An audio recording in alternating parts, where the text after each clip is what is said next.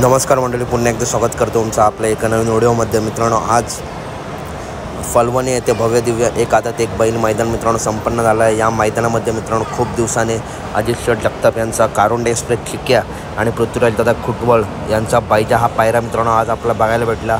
चिक्क्यासुद्धा मित्रांनो भरपूर दिवसांनी मैदानात आला, त्याच्यामुळे प्रेक्षकांना आतुरता होतीच की चिक्क्या नक्की कोणत्या गटात पळणार। तर मित्रांनो, शर्यत अड्डा या चॅनलवरती या मैदानाचं लाईव्ह प्रक्षेपण चालू आहे।